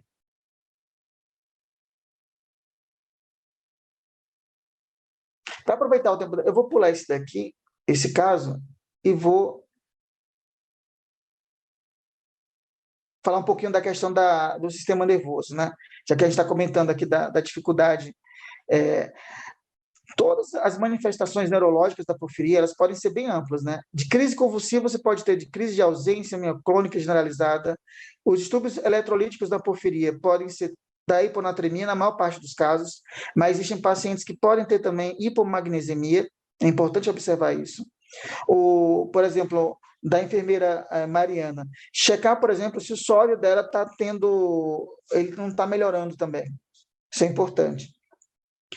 Os sintomas cerebrais deles pode ter síndrome PRES e leucoencefalopatia, mas é uma leucoencefalopatia reversível, posterior reversível. A hematina provoca formação de corpo? Não provoca. A hematina, gente, é o heme extraído do sangue. Então, não provoca anticorpo. A única coisa que a infusão da hematina pode provocar às vezes, aumentar... pode provocar uma plaquetopenia em alguns pacientes, em outros pode até aumentar o risco de ter uma pequena trombose local da veia mesmo, quando você aplica, porque às vezes você perde um pouco de veia periférica, porque o ideal é você pegar um acesso central nesses pacientes. A gente sempre sugere fazer as provas de coagulação antes e depois da hematina no paciente, preferencialmente antes, para ver se ele não tem um problema prévio de coagulação. Mas não, você não gera anticorpo, porque não é uma proteína imunogênica. No sistema nervoso periférico, você pode ter desautonomia, neuropatia craniana, neuropatia axonal crônica e até doença neuromotor na fase aguda. Alguns pacientes com porfiria podem chegar a ter rabdomiólise na fase aguda com aumento da CPK. Esse é um ponto importante também. Aqui só para mostrar a diferença entre a neuropatia da porfiria, a neuropatia do Guillain-Barré, a intoxicação por chumbo, que pode levar a um quadro de neuropatia muito parecido com o quadro da porfiria. Inclusive, importante, intoxicação por chumbo aumenta os níveis de ALA. Então, sempre é importante, no paciente que tem aumento do ALA e não tem aumento do PBG, só do ALA, você sempre dosar o chumbo. Embora rara, a intoxicação por chumbo ainda acontece. E o ferro? A hematina, ela pode aumentar a ferritina no paciente. Se você faz uso crônico da hematina, por exemplo, uma ampola por semana durante anos, isso pode levar a hemocromatose no fígado. Mas no Brasil, a gente não faz isso no Brasil. Mas lá na Europa existem pacientes que usam a hematina profilaticamente. Mas aí tem um problema, né? Quanto mais você usa a hematina profilaticamente, mais ela perde o poder de fazer a supressão da ala-sintetase. Então, não recomendo usar profilaticamente por muito tempo. E é interessante, a neuropatia da porfiria, ela é de predomínio motor, enquanto que a do Guillain-Barré geralmente é sensitivo-motora. Mas também pode ter componente sensitivo na porfiria, na neuropatia da porfiria também. E é importante que infecções, vacinações, cirurgias podem precipitar quadros de Guillain-Barré, mas também os de porfiria, viu? Então, tudo isso daqui que está para o Guillain-Barré também vai para a porfiria. A vacinação pela questão da febre na porfiria. Certo? Esse artigo foi muito bom, é de 2021, é um artigo só focando nas manifestações da neuropatia da porfiria. Eu sugiro que quem trabalha com porfiria aguda, se não tiver acesso a esse artigo, faça um print dessa tela, porque aqui aí eles compararam as 4 neuropatias que são muito parecidas. É bom lembrar que a neuropatia da tirosinemia tipo 1, ela é parecida com a da porfiria, porque ela é provocada pelo ALA também. Então, você acaba provocando a inibição da ala-desidratase e você acumula ALA. Então, tanto a do chumbo quanto a tirosinemia hereditária são por aumento do ALA. E aqui, só para mostrar, né, na neuropatia da porfiria, a hiponatremia é muito comum. Já não é tão comum, por exemplo, na tirosinemia, e é menos comum na do Guillain-Barré. E você tem um ALA e PBG que vão estar aumentados na neuropatia porfírica, e só o ALA vai estar aumentado na do chumbo. E também na tirosinemia hereditária, porque você aumenta apenas o ALA. E aqui você tem as estratégias terapêuticas, né, que a glicose intravenosa, a dieta com um alto aporte de carboidratos, a hematina, mas a gente viu que a hematina pode acontecer de alguns pacientes, mesmo você usando várias ampolas, mais de 20, 30 ampolas, o ALA e o PBG não caírem de forma nenhuma e não ter nada que possa estar provocando a crise. Então, nesses casos, uma das saídas pode ser usar o Givosiran. Para pacientes que, antigamente, quando a gente não tínhamos o Givosiran, o transplante de fígado era a saída para esses pacientes que eram refratários ao tratamento com hematina. E no caso do chumbo, a gente usa terapia com quelante. Então, só para lembrar, olha esse quadrinho aqui amarelo que eu destaquei para vocês. A neuropatia da porfiria é predominantemente motora, mas pode ter um componente sensitivo. E ela pode mimetizar, por exemplo, de outras doenças como Guillain-Barré. Então, é um dos principais diferenciais. Embora a neuropatia da porfiria seja axonal e a do Guillain-Barré tradicionalmente seja desmielinizante, existem Guillain-Barrés também axonais, que é o chamado AMAN, né? Então, é um diagnóstico diferencial importante também. E a neuropatia do chumbo vai ser muito parecida com a neuropatia da porfiria aguda, porque aqui você vai ter aumento do ALA. No momento da crise aguda, né, o ideal é você começar o hemaginato o mais rápido possível, especialmente se já houver algum componente neurológico no paciente, e monitorizar o PBG. A gente está pecando porque nós não estamos monitorizando o PBG nesses pacientes, o PBG e o ALA. sempre os dois, certo? E é importante ter sempre um expert em manejo de dor, por conta da dor neuropática que alguns pacientes podem ter com porfiria. E a ideia de você dar hematina, a hematina nada mais é do que o heme extraído de célula de sangue, né? Geralmente é de doadores. E esse heme, ele vai levar a uma repressão da ALA1, da ala-sintetase, que é aquela primeira enzima que começa o ciclo da porfiria. Então, quando você usa o heme, você provoca a supressão da ALA1 e, com isso, você vai dando tempo para que a enzima residual do paciente vá metabolizando a grande quantidade de ALA e PBG. Então, o que acontece muitas vezes é que você começa a hematina, mas demora ainda para o paciente responder. Porque, entendo, a hematina, voltando até a pergunta da enfermeira, né? A hematina, ela não está curando a crise. A hematina, ela está suprimindo a ala-sintetase, e aí, suprimindo a ala-sintetase, para de mandar aquele comando para fazer mais N. E aí, como para o comando, não acumula mais o ALA e PBG, mas já tem muito acumulado do ALA e do PBG. Então, esse que está acumulado, a sua enzima residual vai tentar dar conta. Às vezes, ela não consegue porque é muito ALA e muito PBG. E aí, eu faço uma sugestão para a enfermeira também, se puder conversar com a equipe da paciente. Numa situação como essa, se já usou a hematina, seria interessante tentar usar a hemodiálise também, para ver se consegue baixar os níveis de ALA e PBG.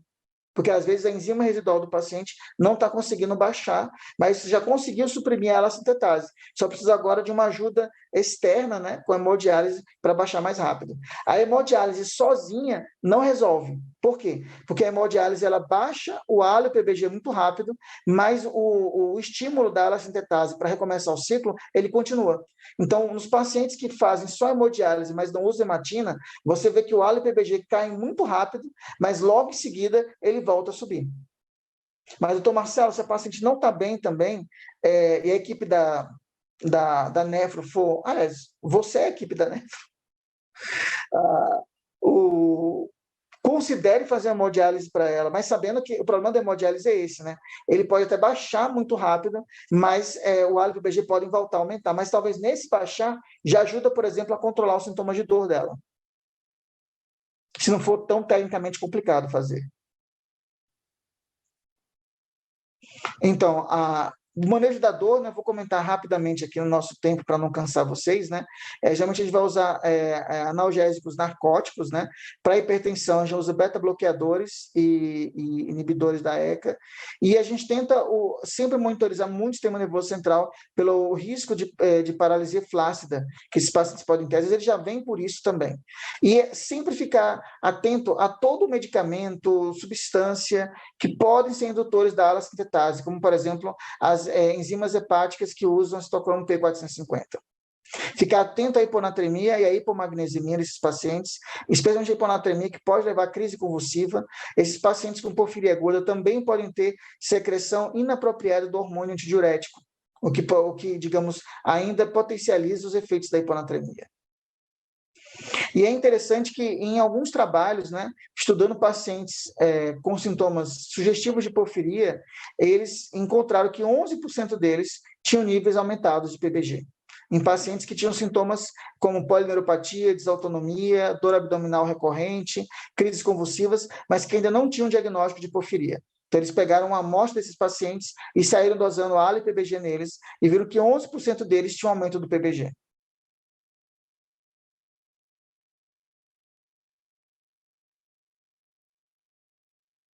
A dosagem do PBG é muito difícil, Marcelo, mas eu acho que é preciso dosar pelo menos mais uma vez, para ter certeza, porque muitas vezes o ALA e o PBG eles diminuíram, mas eles continuam aumentados na paciente.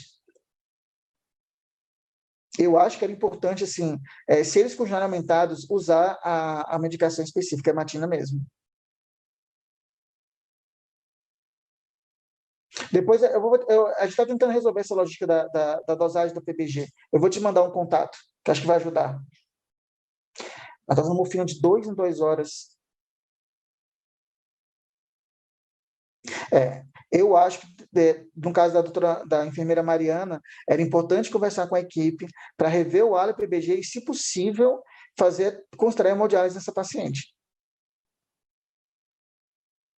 porque provavelmente ela deve estar ainda com ALP-BG muito aumentados. É interessante que, assim, o mínimo da hematina é um ciclo de pelo menos 3 a 4 ampolas, ou seja, 3 a 4 dias.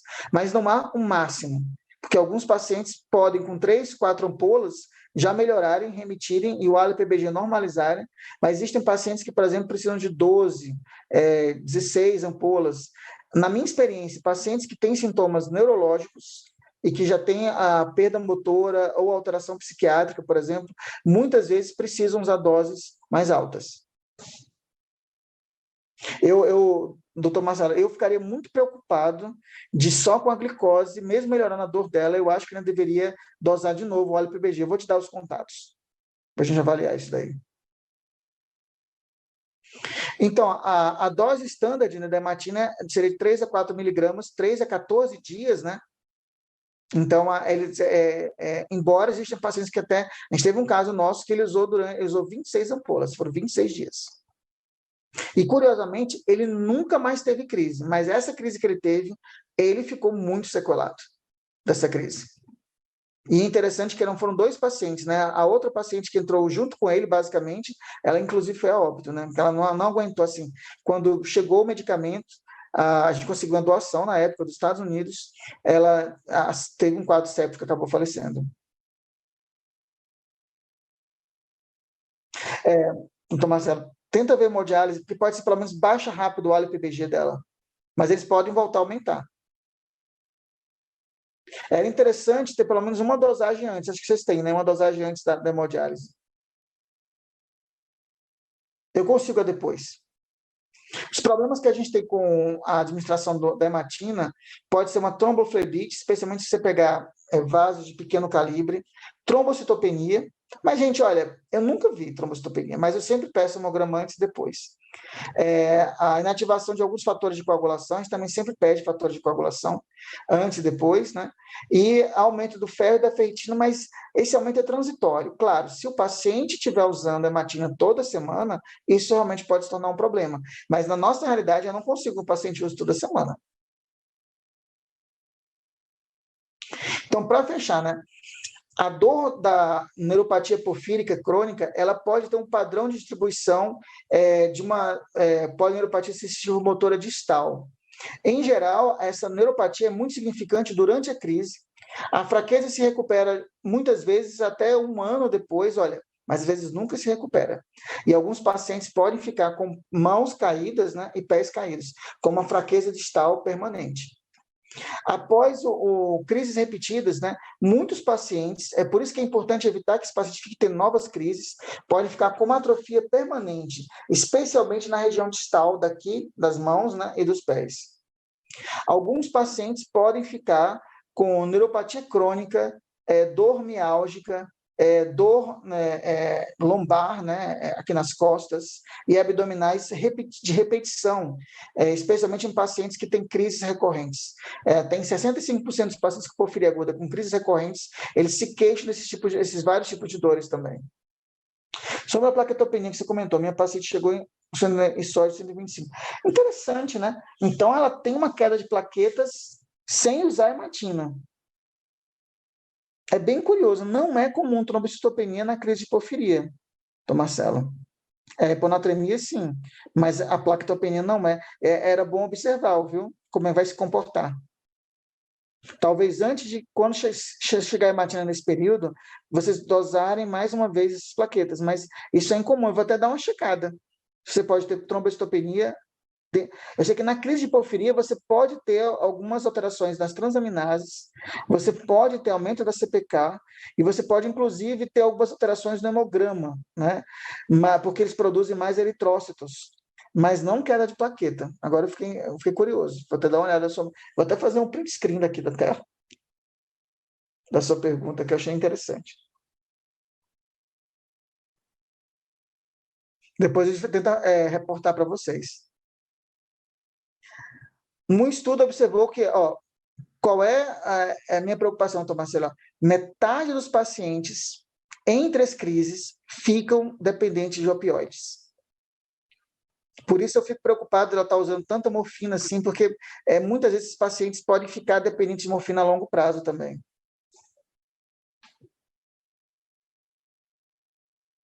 As dores neuropáticas podem permanecer mesmo? Pode, porque pode ser sequelar. A dor neuropática ela pode ser sequelar também. Isso é importante, né? Eles observam que, por exemplo, alguns pacientes, eles podem ter essa observação aqui, ó. Em alguns pacientes, é um desafio distinguir o que são reativação de uma dor crônica, dos ataques de novas dores de ataques agudos, né? Baseando-se apenas na avaliação clínica sem um teste bioquímico. Se você está com dor, mas o hálito e o PBG são normais, é bem provável que essa dor já seja uma sequela e que também tem que ser tratada.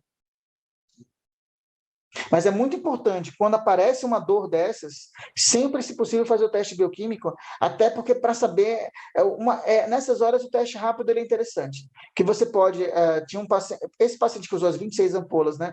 De vez em quando ele sentia uma dor sensitiva importante em queimação, falava, nossa, está voltando. A gente fazia o teste rápido, PBG normal. Então, aí o pessoal da dor, ele nos ajudou, né? Ele falou que aquilo era muito comum para quem teve uma neuropatia tão grave e crônica, né, como ele. Ele ficou simplesmente 4 meses na UTI. Existe também a neuropatia do doente crônico também, né? Então, isso é importante avaliar. Eles comentam também que alguns pacientes podem ficar com a percepção térmica alterada, nos pacientes com porfiria aguda, e o problema cardiovagal é muito comum, com pacientes tendo taquicardia de repouso, palpitações e respostas taquicárdicas exageradas ao se levantar ou no tilt test, né? Isso é interessante porque isso é um sintoma de desautonomia da porfiria. E alguns pacientes, né, e essa alteração autonômica e sensitiva podem sugerir que alguns pacientes com porfiria desenvolvam uma neuropatia de fibras finas. E muito dessa dor crônica que os pacientes com porfiria sentem são um sintoma da neuropatia de fibras finas. Como tratar a dor? Pronto, chegamos aí. Então, para tratar a neuropatia da porfiria, né, eu separei aqui todos os remédios que são usados, né, colocando numa categoria de seguro, provavelmente seguros, provavelmente inseguros e inseguros. Inclusive anticonvulsivante também. A gente pôs anticonvulsivante aqui para ajudar. Então, você vai ver que o anticonvulsivante mais seguro na porfiria é o Keppra, o levetiracetam.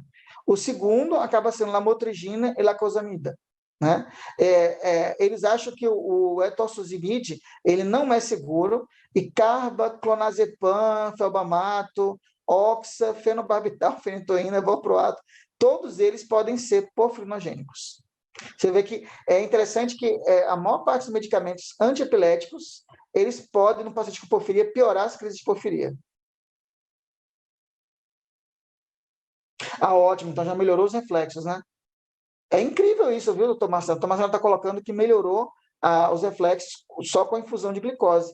Isso me chama atenção porque é muito raro a neuropatia responder só com a glicose. Para o manejo da dor, né, seguros, né, amitriptilina, que seria um antidepressivo, mas que é usado para tratar a dor periférica também.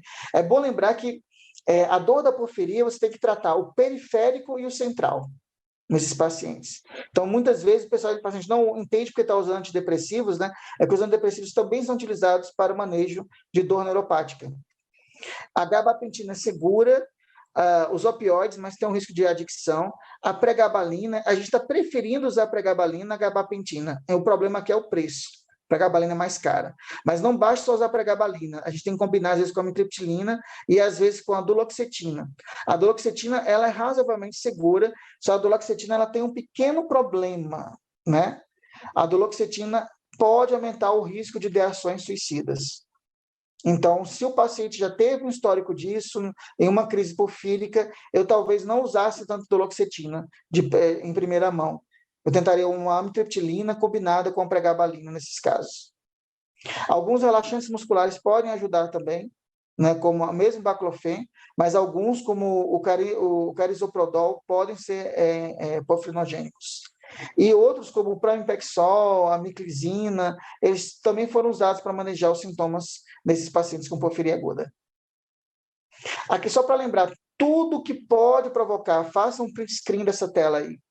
Aqui são todos os medicamentos que podem provocar crises porfíricas ou piorar. Então, barbitúricos, carba, clonazepam, diclofenaco, griselfulvina, metoclopramida. Olha, a metoclopramida que a gente usa muito no PS, né?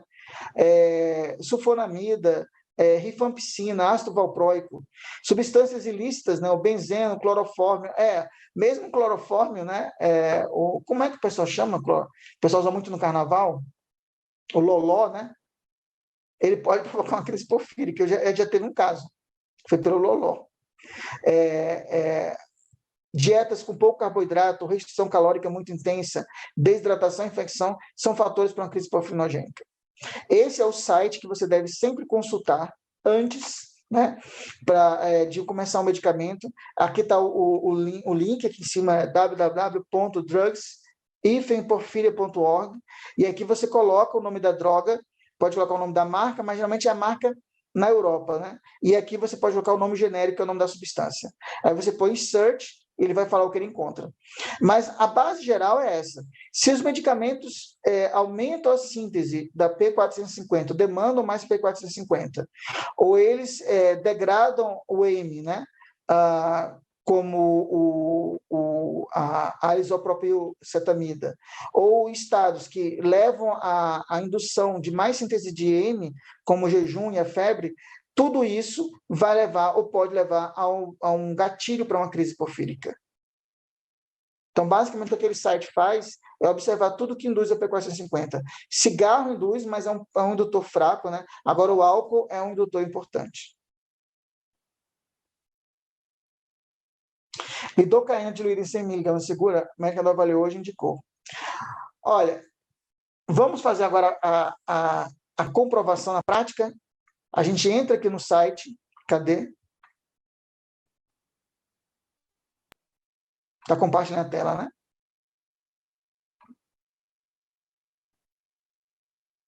A gente entra aqui no Napos.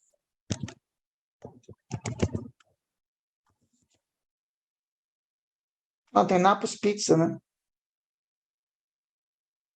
Então que aparece guardanapo, né? Mas não é eu quero, não. Pronto. Tem que pôr Napos, porfíria ou... Pronto, aqui. Drugs. É que eu ponho Napos porfíria. Aí eu gosto de usar o da Inglaterra. Aí Eu também. Continua. Também uso da Inglaterra. Aí você tem que aceitar aqui. Vamos entrar. E aí ele coloca o sistema de cor, né? O verdinho é sinal que é não porfinogênico, provavelmente não porfinogênico. O amarelinho preste atenção, possivelmente ou provavelmente. O vermelho é porfinogênico. Então, tudo que é verdinho, pode usar. Do amarelo para o vermelho, é melhor não usar. E o amarelo, às vezes, assim, se não tiver outra opção, use, mas fique atento. Então, vamos colocar agora lidocaína.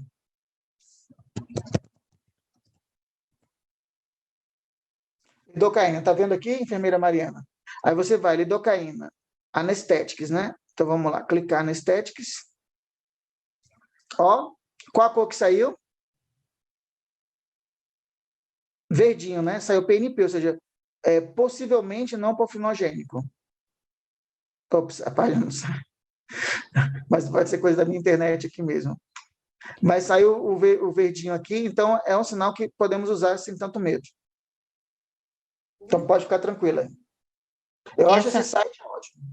Essa informação que está aí em amarelo é que geralmente tem alguma coisa a mais. Alguns casos em que simula os sintomas, né, de porfiria, e a lidocaína talvez tenha alguma observação ainda sobre ela. Então, aqui onde tem a informação aqui... no meu não está abrindo, não está aparecendo não isso. Está abrindo, tá? Essa que não está abrindo no seu. Não está abrindo no meu aqui, não sei o que é. Eu vou ver se eu consigo abrir aqui. Daí eu lhe falo. Estranho, não está abrindo. Estranho. Teca, Abra aí, por favor. Mas, olha, eu Napos, prefiro a Napos do Porcílio. que a lista americana, viu? Eu acho que a Napos, ela é muito boa, a Napos. É ótima, excelente. Porque a Napos, assim, ela nunca diz assim, ela inclusive põe uns trabalhos, ó, uns camundongos usaram e houve tal e não houve tal. Então, eles dão pelo menos as evidências que foram encontradas. E às vezes eles colocam assim, ó, já foi relatado em alguns pacientes, às vezes não está nem Aí, publicado, são dados que as pessoas vão acrescentando no site. genérico, lidocaína. E também para os médicos ela dá opção, né, de, de substituição de medicamento, Sim, ele sugere né? também. É. Ah, não está funcionando aqui também, doutor Charles. Acho que eles Depois tem devem que ver se estar. tem um problema no site, É, né? é, Hoje a gente foi falar do site, hoje o site deu problema. Olha que coisa, né? Parece que é praga. Mas esse site é bom, entendeu? Esse é site é bom ótimo. mesmo. Mas quando tem divergência, mas eu ainda sou mais pelo Napos, porque o Napos ele é baseado mesmo nesse sistema da P450. É mais provável, por exemplo, o Napos dizer que é melhor não usar e outros dizerem que é para usar, porque o Napos, assim, na realidade, ele se baseia nos trabalhos e ele mesmo conclui que isso foi uma evidência vista apenas no camundongo. Né? Em ser humano, a gente não observou isso. Ele coloca isso. Mas só a pessoa falou um pouquinho da dor aqui, então só para... Pronto. Então, só para mostrar para vocês alguns analgésicos aqui, né, para a gente usar. Então, sobre a questão do uso para as porfirias, né, basicamente o que a gente tinha falado antes, né? A pregabalina, a gabapentina como periféricos, né? Mas também eles podem ser usados para dor e também como anticonvulsivante. A duloxetina e a amitriptilina são seguras na porfiria. A venlafaxina e a mirtazapina também são utilizadas, né, nesses pacientes. E elas não têm um risco de tanta drogadicção como tem os opioides. Então tem essa vantagem também. Certo? O problema é que a venlafaxina, por exemplo, ela é cara, a duloxetina também é um pouco mais cara, certo? Mas às vezes o pessoal faz uma combinação de antidepressivo. Não achem estranho você usar antidepressivo com medicação para neuropatia periférica, para dor periférica. A dor da porfiria, ela é uma combinação de elemento central e periférico. Então é comum você fazer esse tipo de associação. Você pode usar também alguns analgésicos não esteroides, mas com o risco deles é você usar em excesso e aí ter, por exemplo, sangramento intestinal, ter dor abdominal, mas dor pela questão do estômago mesmo, se tirar a proteção do estômago. E aqui são outros. Depois eu posso mandar esse artigo para vocês. Então, assim, a ideia é a combinação de analgésicos centrais e periféricos, geralmente antidepressivos centrais, né, com analgésicos periféricos, e, se possível, ir tirando os opioides o mais rápido possível. Eu acho também que você não pode negar o opioide para o paciente que está numa crise aguda, porque muitas vezes os sintomas são dilacerantes. Então, eu acho que você tem que sempre oferecer. Mas se puder, por exemplo, e aos poucos procurando alternativas, é importante também. Porque os opioides têm esse problema de uso crônico, a gente sabe que em outras doenças, como Fabry, existem muitos pacientes que acabam ficando dependentes mesmo de opioides, por conta disso. E falando sobre as crises crônicas também, né, alguns pacientes, por exemplo, que já não respondem mais à matina e continuam com níveis de ALO-PBG aumentados e com crises recorrentes, podem se beneficiar da dose do uso do Givosiran, na dose de 2 mg quilo. São injeções que você coloca mensalmente, subcutâneas, e aqui o mecanismo é diferente. Aqui você vai inibir o RNA mensageiro. Você vai provocar um silenciamento do RNA utilizando essa tecnologia do RNA de interferência. E é bem mais específico até do que o EMI, né? Porque o EMI, na realidade, um dos efeitos do EMI é inibir a sintetase, mas ele tem outros efeitos sistêmicos. Aqui, nesse caso, o RNA de interferência é focado basicamente naquele RNA que vai sintetizar vai levar à síntese da enzima ALA1 sintetase. Então, quando você usa esse RNA de silenciamento, você acaba diminuindo o RNA mensageiro e diminui a expressão da proteína também. Eu não vou falar transplante de fígado, porque isso é uma coisa que a gente fazia no passado, certo? Agora a gente já não está mais, felizmente não estamos mais precisando fazer o transplante de fígado, mas pode ser, digamos assim, a última saída para o paciente que já não responde a mais nada. E aqui é o uso do Givosiran, que você usa uma RNA de interferência para diminuir o RNA mensageiro responsável pela síntese da ALA1 sintetase. E é ela que começa o ciclo da porfiria mesmo. Só para mostrar aqui que no estudo que foi feito, eles observaram uma diminuição importante da hospitalização, dos cuidados de urgência, né, e do uso da hebatina nos pacientes que estavam sob o uso do Givosiran. Eles não usaram menos hebatina comparado com os pacientes que estavam sob o uso de placebo. Os pacientes com placebo tiveram mais hospitalizações e tiveram mais complicações, mais crises recorrentes, comparativamente. Então, só para comparar a redução, né, do número de crises dos pacientes que estavam com placebo com os pacientes em uso do Givosiran. Então, as mensagens para levar para casa. A porfiria, a dor crônica, é muito prevalente entre os ataques de porfiria. É importante determinar se essa dor ela é neuropática ou nociceptiva, isso é importante também, porque existe a dor nociceptiva, que em geral é muito provocada por uma lesão do nervo, né? Então, a pessoa tem uma sensação constante de desestesia. Então, é importante, é por isso que é muito interessante ter um especialista da dor para acompanhar o paciente com porfiria, com dor crônica, porque para determinar até que ponto a dor é neuropática, até que ponto a dor envolve os receptores nociceptivos também.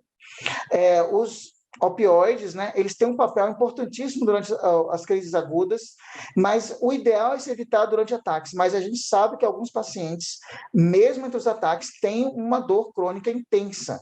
Então, a gente ainda mantém o uso de opioides em alguns pacientes.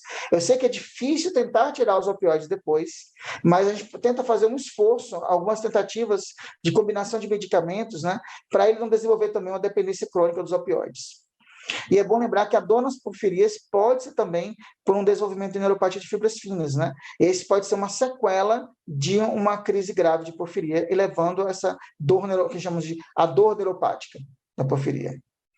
E para lembrar da parte psiquiátrica, né? Então, todo paciente com sintomas psiquiátricos, com algum sintoma orgânico, como esplenomegalia, diarreia, alteração ocular, catarata, paralisia ocular motora, declínio cognitivo progressivo, alucinação visual, catatonia, e piora com o uso de antipsicóticos, você também tem que pensar numa doença metabólica hereditária, inclusive a porfiria.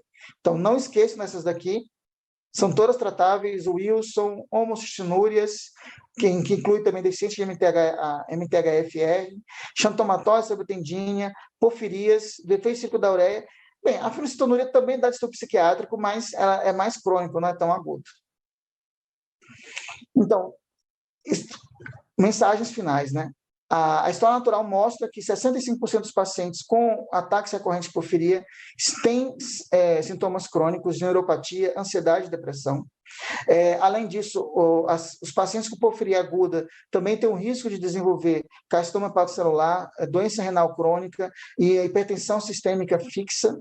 Pacientes com dor neuropática crônica e com porfiria devem ser avaliados por neurologistas, mas também por uma equipe especializada em dor, né, para avaliar os sintomas de neuropatia de fibras finas e de fibromialgia.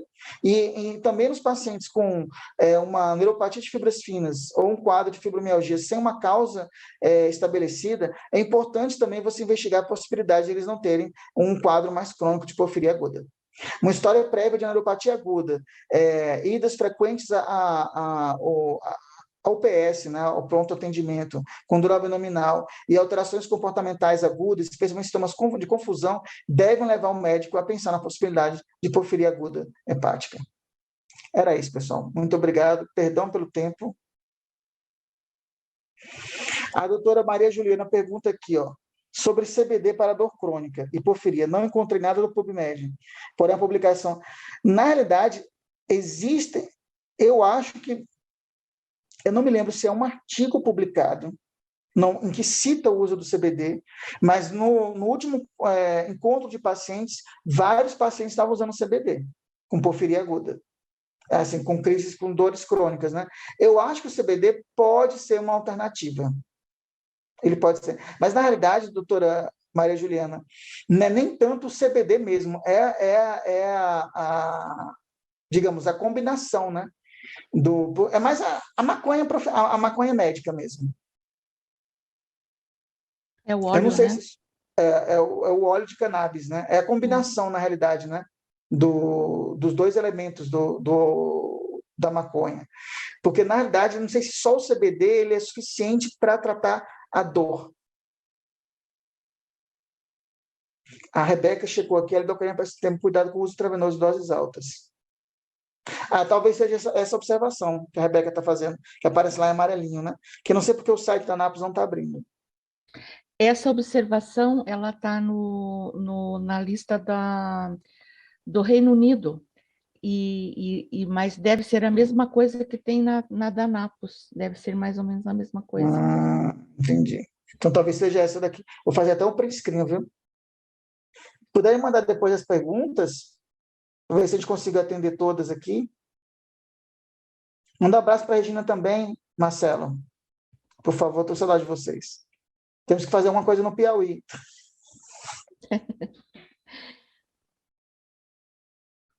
Temos que fazer mais, porque já fizemos, né? No passado, né? No passado, é. Mas era bom agora de voltar É a. Faz verdade. tempo. Até porque lá tinha. Mas essa paciente que ele está falando não é nenhuma não é daquela família grande, não. Não, não. É uma paciente de uma Mas nova. como o próprio doutor Marcelo comentou, acho que hoje ou ontem, quando aparece um caso, já em seguida vem outro, né? Então, já dá para ficar atento. Dizem que é como Fusca, né? Você vê um Fusca, aparece um outro logo depois. É, Esse é um mito, mas isso aconteceu comigo já. é verdade. É bem interessante. Mas, Eu acho que a gente colocou. Para a dor, o THC é melhor. Doutora Regina, exatamente isso. Inclusive, por isso que o pessoal usa a maconha médica nos Estados Unidos para tratamento de dor, né, neuropática. O THC é melhor que o canabidiol. ainda não. Eu pus o canabidiol ali no slide porque estava no artigo, né? Mas, na realidade, é o THC que tem a indicação para tratamento de dor crônica, né? Inclusive, nos estados em que a maconha é aprovada para uso medicinal, né? Por conta do THC, o efeito THC sobre a dor. Eu acho que agora vai começar a aparecer mais artigo a respeito, né? Porque estavam fazendo estudos, né? E tomara que seja uma alternativa, uma boa alternativa. Eu acho que o THC faz sentido, né? Mas, de novo, ele tem um efeito central. Então, eu acho que só o THC, você vai ter sempre que combinar, né? Então, vai ter que se combinar um elemento central que é como um periférico. Então, essas neuropatias genéticas que causam dor, elas são de difícil manejo. Então, não vai ter uma única droga, geralmente é uma combinação de agentes centrais e periféricos. Os pacientes sofrem e os médicos também, né? Mas aqueles últimos slides ali, a gente pode até compartilhar com os médicos, dona Ieda. Não tem problema nenhum para mim. Entendeu? Eu fiz aqueles slides com a ideia de compartilhar. Então, alguém até perguntou, né, sobre se ia ser gravada a aula. Ela vai ser gravada sim. Depois a gente disponibiliza, porque sempre tem mais questionamentos. As porfirias, elas envolvem inúmeros aspectos, né? E esses artigos de dores saíram muito recentemente agora, né? Nós podemos deixar para baixar o slide quando subimos. Pronto, perfeito. Fala que dá para baixar os slides. Aí a gente coloca disponível os slides também. Isso, ótimo. Eu sei que eu colocar o artigo disponível é difícil, mas talvez no site da Abrapo a gente possa fazer um resumo do artigo em português, dona Ieda. Então, se você puder fazer isso, vai ser muito bom. Eu posso fazer o áudio, alguém digita para mim, meu problema é só digitar, dona Ieda. Mas eu posso fazer a tradução toda dele oral. Se você fizer a tradução, a gente digita, pode deixar. Então, pronto. Então, o oral eu faço. O problema é que, nossa, eu não consigo mais digitar. Estou com as mãos, os punhos doendo. Agora, daqui a pouco, sou eu que estou com dor crônica agora. Casa de ferreiro, espeto de pau, né? Eu vou ter que colocar minhas cuida. órteses para dormir hoje. Tem que ser cuidado, doutor Charles. Não, com certeza. Não é só cuidar dos outros. Tem que se cuidar também. Ah, mas acho que ficou bom, né? Deu para responder as perguntas de todo mundo durante em tempo real também, né? Sim, sim. Deu, eu acho que deu para responder todas, Todas, né? né? É. Na verdade, a gente, a gente já encerrou? Acho que tem que encerrar, né? Ou não? Então, Não, estamos a no gente não ar. encerrou ainda não. Não encerrou, né? E você que diz a hora de encerrar. Não, acho que agora o pessoal já fez as perguntas, já está tarde também. Uhum. Então, de qualquer forma, a gente pode até se demorar um pouquinho mais, o quanto você aguentar, mas desde já eu vou agradecer a todos, né, pelo interesse pelas porfirias, pela participação, pela atenção aos pacientes, né, que isso é muito importante. Os pacientes precisam muito mesmo do conhecimento e da atenção de vocês. E ao Dr. Charles, assim, um agradecimento muito especial, né, por ele estudar tanto e compartilhar esse conhecimento que ele Ainda vem, tem tantas dúvidas, né? que ele vem adquirindo desde há tanto tempo, né? Há longos anos e compartilhando e atendendo os pacientes, né? A todos, deixando até de atender a si próprio, né? Precisa se cuidar. É, eu tenho que perder E peso. agradecer mais uma vez ao Nailan, né? Que nos possibilitou esse essa aula tão importante, né? E a equipe da Medical Talks também. Enfim, muito obrigada a todos e uma boa noite. Até uma próxima, porque ainda tem muita coisa, né, para ser explorada e É, compreendida. uma ideia que o pessoal me falou, com as perguntas que fizeram aqui, era a gente colocar assim, e quando o paciente não responde à hematina na fase aguda, o que fazer? Será uma coisa boa de criar isso daí, que eu vejo que o pessoal tem muita dúvida, tipo, eu fiz a hematina, não aconteceu nada. É, Então, a gente mostrar o que esperar, né? Essa questão é, do uso da hemodiálise combinada é uma alternativa que muitos não sabem que existem publicações sobre isso. Então, seria sim, interessante pensar numa aula assim também. sim, vamos nos programar para isso, né?